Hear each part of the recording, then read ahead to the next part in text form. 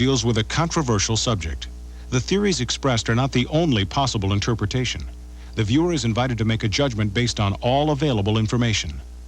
Tonight on Sightings, a grisly murder leaves a parapsychologist dead.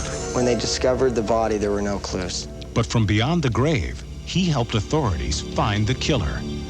Then, if you think the Bermuda Triangle is the world's only deadly vortex, think again. Now, what you're dealing with is something that's transient. It happens suddenly and it's gone. We investigate the deadly force that's taken thousands in America's Great Lakes. And what psychic miracle gave this woman the incredible power to accurately predict hundreds of earthquakes? Her track record for quakes that she has reported into me has been 70 or 80%. At that point, it started to appear. They had large, dark eyes, claw-like hands. I began sensing and knowing and feeling. I do believe in life after death. I mean, I've been there. We have not scratched the surface of what the mind can do. It's a connection with the unknown.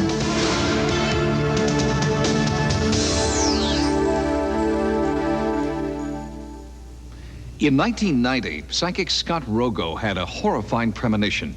He saw a man being murdered. The terrifying vision of death haunted his dreams, and most frightening of all was that the murder victim Scott saw was himself. Tragically, it was a premonition that came true. Scott Rogo was internationally recognized as an expert in the paranormal. He was the author of 30 parapsychology books that ranged in subjects from ghosts to premonitions. Ironically, Scott's fatal premonition about his own life would come true. On August 16th, 1990, as a peaceful San Fernando Valley, California sleeps, a grisly murder is taking place. World-renowned parapsychologist Scott Rogo is stabbed to death, his throat slashed. Somebody had come to his house, possibly in the evening, and stabbed Mr. Rogo. Tragically, Scott's accurate premonition was to be his last. When they discovered the body, there were no clues. There was the actual murder weapon found with blood, and right by the wall closest to the body, there was some fingerprints and blood. But that initial evidence did not lead to the killer's identity. Psychics felt the police needed an expert witness, testimony from the dead man himself. I conducted 2 separate investigations. One was akin to a private investigation. The other was a psychic investigation. Psychic researcher Betty Bandy asked some of the world's top psychics to try to contact Scott. And what they found would send the investigation in an important new direction. Psychic Armand Marcotte believes the murder victim told him to check the fingerprints on a glass left at the murder scene. They both had a drink to calm their nerves after the crime was committed. The darker the man, he went to the bathroom and he forgot to wipe his glass and it was left there. I wrote a detailed report of the information given to me by the psychics because a very clear picture did emerge from the psychic report. They went back to the house and did a thorough search of the bathroom. And that's where they found the glass that tied in the present killer that's been convicted and put away since then. That's how they finally came on the path of Mr. Batista. He was convicted of second-degree murder and sentenced, I believe it was 15 years to life. My private belief is that Scott has assisted me in collecting information. Is it possible that Scott Rogo is trying to conduct his own murder investigation from the grave? How else could you explain the psychic's insistence that police re-examine the fingerprints on the glass? And many believe Rogo is still trying to reach out to them because there are still many unanswered questions about the case. The most troubling, that a second murderer is still at large. Psychics won't give up until that killer is found. There's absolutely no doubt in my mind that there was a second suspect. However, at this time, we don't have any idea of who it may be. We don't know race, age. We have no other information of this person. The fingerprint and blood did not match Mr. Batista, the defendant, nor Mr. Rogo. With police at a virtual standstill, we ask psychic detective Nick Nocerino to examine the murder of Scott Rogo. You seem to be interested in Scott Rogo, and he is the person we want to tune into, and we want to find out what happened and if possible, give you as much information as we can. Nick Nocerino has been a respected psychic investigator for 47 years. He begins a typical murder investigation by visiting the last place the victim was seen alive. Every time I mention his name, I get lots of pain, sharp pain.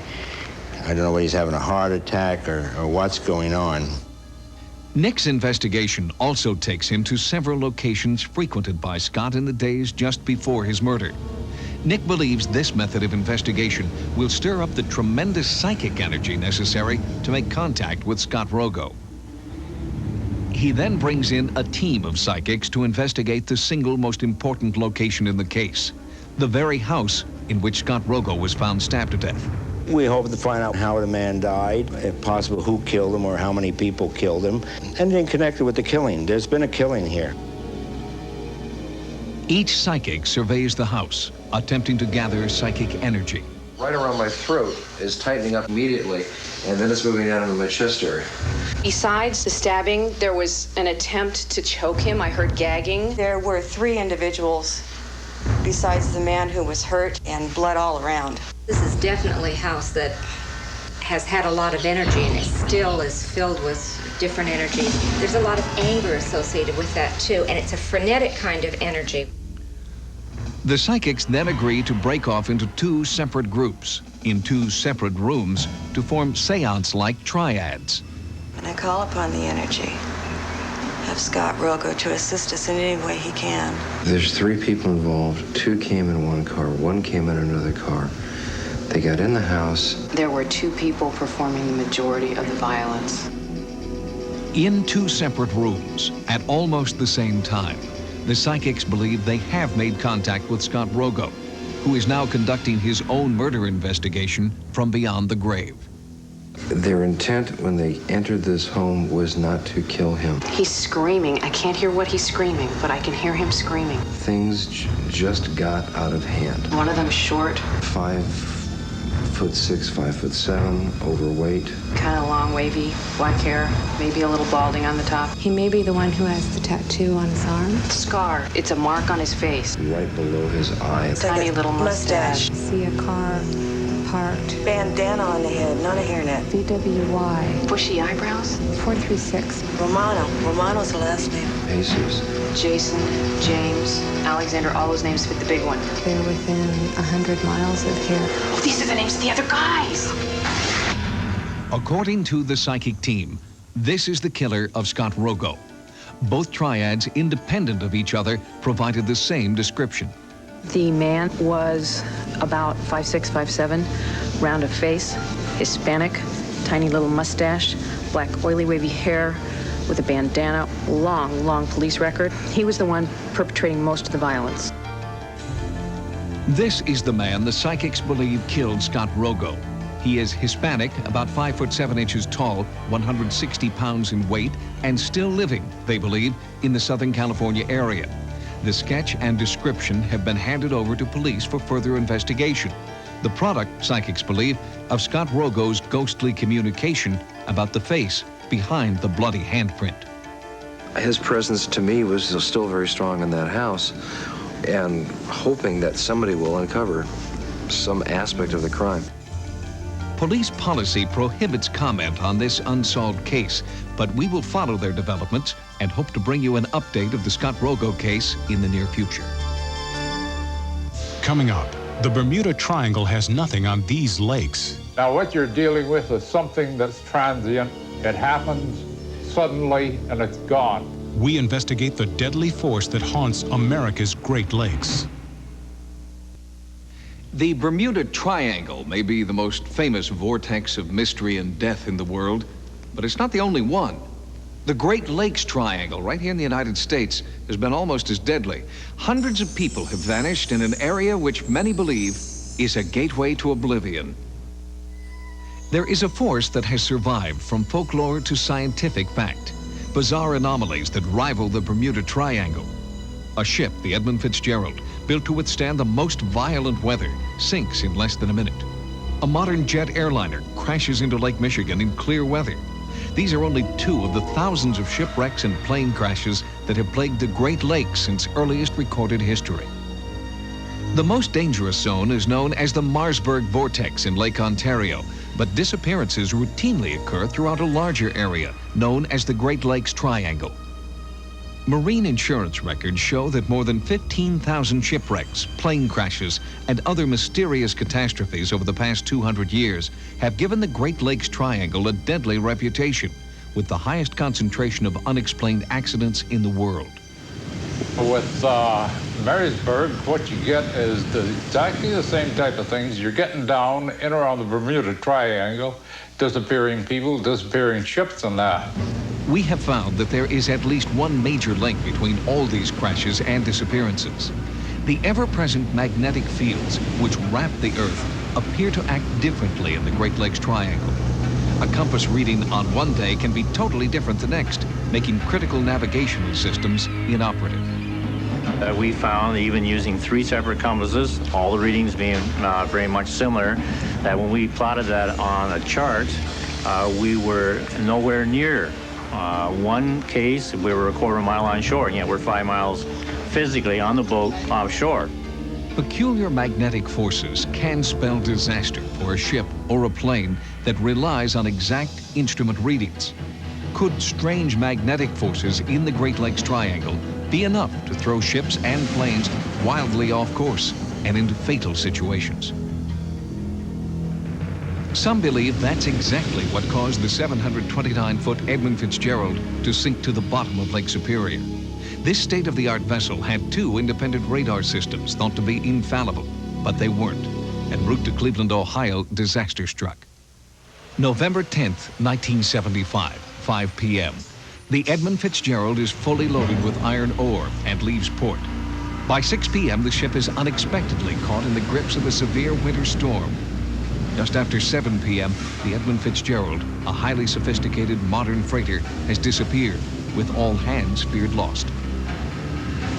The weather was harsh, but the Edmund Fitzgerald was designed to withstand storms like this. The beginning of the end occurred when not one, but both radar systems failed. With low visibility and no working navigational system, the ship was doomed.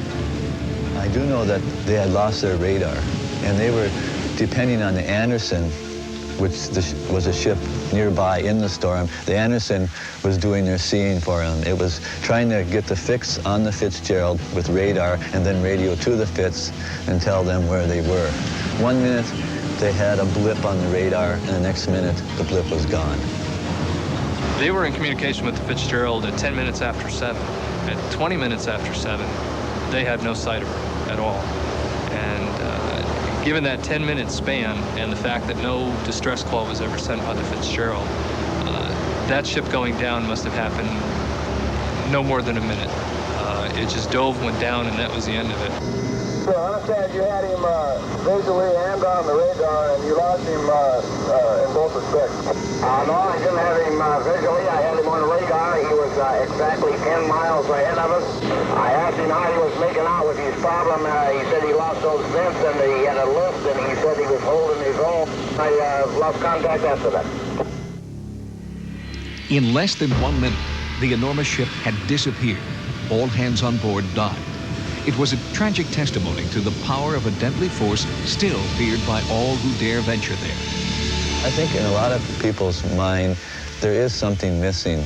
There's one little fact or something that went wrong or something that happened that maybe we'll never know about. Something mysterious, something unexplained. United Flight 389, inbound from New York to Chicago in 1965. Although flying in clear skies and calm weather, it would suffer the same fate as the Edmund Fitzgerald. The approach was over Lake Michigan. The last altitude that they were cleared to, in which he was supposed to have leveled off and maintained that altitude until cleared lower, was 6,000 feet. But Flight 389 did not level off at 6,000 feet. The aircraft struck the water in a descending attitude. It spread over about 1.6 miles, and it sank in about 250 feet of water. We know there was no mid-air collision. We know there was no structural failure. We know the engines were operating properly. Everything appeared to be normal up until the aircraft disappeared. Unpredictable magnetic energies that ripple through the entire 100,000 square mile area of the Great Lakes may explain what happened. Now, what you're dealing with is something that's transient. It happens suddenly and it's gone.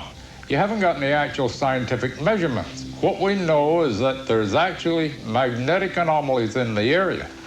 How they could cause these mysterious disappearances, how they could cause the sinking, no one seems to know. Magnetic forces that can kill. Do they exist in the Great Lakes Triangle? Researchers continue to study the bizarre quirk of nature that has taken so many lives. In the past year alone, nearly 35 boats and planes have vanished without a trace. Coming up, what gave this woman the psychic power to accurately predict earthquakes? I just sat there and cried because I knew people were going to die. And I spent the next 6 hours on the telephone trying to warn people that a major quake was going to hit Mexico. People who have been near death report many kinds of paranormal experience. After a miraculous recovery, a very special few claim to have new, unexplainable psychic powers, powers they believe were bestowed upon them through a controversial phenomenon known as soul exchange. The soul that is in the body leaves. Another totally different soul comes in. The idea of an exchange was explained to her. If she really wanted to die, that would be fine, but why should she die? Because it was a perfectly good body. A total of 13 separate sounds that I hear all the time. When the sound changed, an earthquake would happen within 72 hours. I think they are tuning into another dimension of experience that is normally closed off to us. The concept is known as soul exchange, or as the walk-in phenomenon. In a soul exchange, one soul leaves the physical body and a new soul walks in. Well, a walk-in is a highly developed soul from previous lifetimes who has earned the right, if he wants to come into an adult body to complete a project that he would like to do. The walk-in, or soul exchange, occurs at a time of personal crisis. Individuals recount feelings of severe physical or emotional pain, even a death wish. After the transformation, they experience profound changes in their lives.